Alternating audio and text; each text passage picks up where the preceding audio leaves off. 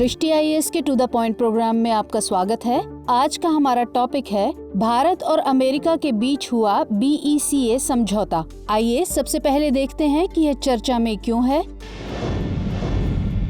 हाल ही में भारत और अमेरिका के बीच तीसरा भारत अमेरिका 2+2 मिनिस्ट्रियल डायलॉग संपन्न हुआ। इस वार्ता में भारत की तरफ से रक्षा मंत्री राजनाथ सिंह और विदेश मंत्री S जयशंकर, तो वहीं अमेरिका की तरफ से US secretary of defence mark T Esper और US secretary of state Mike Pompeo ने हिस्सा लिया। वार्ता के एजेंडे में पारस्परिक हित के सभी द्विपक्षीय, क्षेत्रीय एवं वैश्विक मुद्दे शामिल थे। वार्ता के दौरान भारत और अमेरिका के बीच BECA समझौते पर दस्तखत हुए।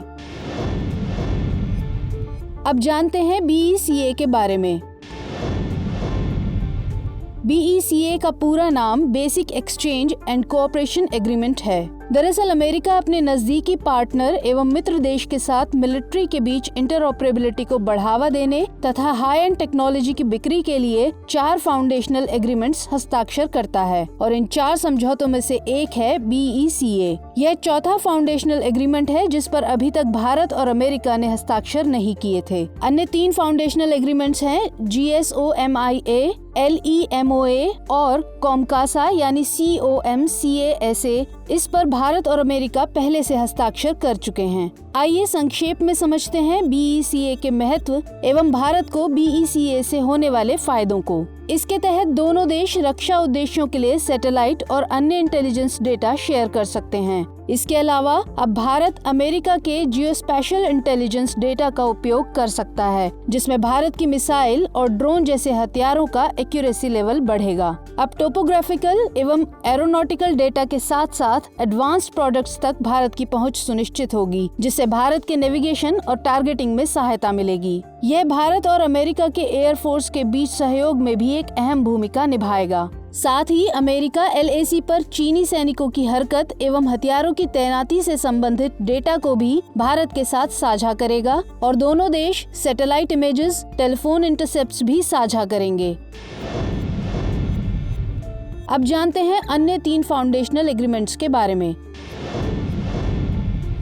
GSOMIA, इसका पूरा नाम general security of military information agreements है। इस पर 2002 में हस्ताक्षर किए गए थे। इससे गवर्नमेंट एंटाइटीज के बीच क्लासिफाइड डेटा की शेयरिंग होगी। हालांकि प्राइवेट कंपनी के बीच इस डेटा का शेयर करना शामिल नहीं था। बहरहाल यह मुद्दा पिछले साल GSOMIA के एक्सटेंशन के रूप में इंडस्ट्रियल सिक्योरिटी एनेक्स यानी ISA पर हस्ताक्षर करके हल कर लिया गया। अब दूसरा एग्रीमेंट LEMOA, इसका पूरा नाम है logistics exchange memorandum of agreement और इसे 2016 में हस्ताक्षरित किया गया था। इस समझौते के तहत दोनों देश एक दूसरे के लॉजिस्टिक्स इंफ्रास्ट्रक्चर एवं संसाधनों का प्रयोग कर सकते हैं।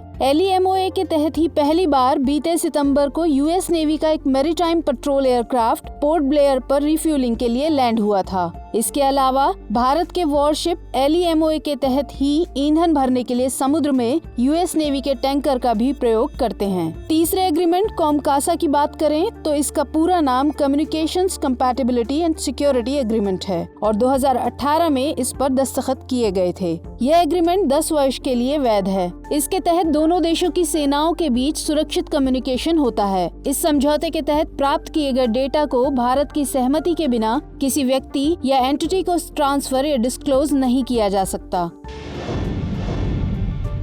अब एक नजर दोनों देशों के बीच हुए 2+2 मिनिस्ट्रियल डायलॉग पर। इस डायलॉग के फॉर्मेट के तहत इसमें 2 देशों के रक्षा मंत्री एवं विदेश मंत्री भाग लेते हैं। 2+2 डायलॉग भारत और अमेरिका के बीच एक उच्च स्तरीय इंस्टीट्यूशनल मैकेनिज्म है। आपको बता दें कि 2017 में प्रधानमंत्री नरेंद्र मोदी की डोनाल्ड ट्रंप के साथ पहली मीटिंग के बाद भारत और अमेरिका के बीच 2+2 डायलॉग की पहल की गई थी, जिसके बाद दोनों देशों के बीच पहला 2+2 मिनिस्ट्रियल डायलॉग सितंबर 2018 में दिल्ली में हुआ था, जबकि दूसरा 2019 में वॉशिंगटन DC में हुआ था। गौरतलब है कि भारत एवं अमेरिका के बीच 2+2 मिनिस्ट्रियल डायलॉग से पहले India US strategic and commercial dialogue चल रहा था। इस डायलॉग की शुरुआत 2015 में पूर्व अमेरिकी राष्ट्रपति बराक ओबामा के कार्यकाल में हुई थी। इस डायलॉग में दोनों देशों के विदेश और वाणिज्य मंत्री भाग लेते थे। आइए अब आज का अभ्यास प्रश्न लेते हैं। निम्नलिखित कथनों पर विचार कीजिए। कथन 1, भारत और अमेरिका चारों फाउंडेशनल एग्रीमेंट्स पर हस्ताक्षर कर चुके हैं। कथन 2, LEMOA पर 2016 में दस्तखत हुए थे। कथन 3, BECA के तहत रक्षा उद्देश्यों के लिए दोनों देश सैटेलाइट और अन्य इंटेलिजेंस डेटा शेयर कर सकते हैं। अब आपको बताना है कि इनमें से कौन से कथन सत्य हैं। ऑप्शंस हैं A केवल 1 और 2, B केवल 2 और 3, C केवल 1 और 3 या फिर D उपर्युक्त सभी। तो ये था हमारा आज का टॉपिक। कल फिर नए टॉपिक के साथ मुलाकात होगी, पर आप अभ्यास प्रश्न का उत्तर कमेंट बॉक्स में देना ना भूलें। धन्यवाद। हमारे वीडियो अंग्रेजी में देखने के लिए फॉलो करें हमारा ही दूसरा YouTube चैनल दृष्टि IAS इंग्लिश।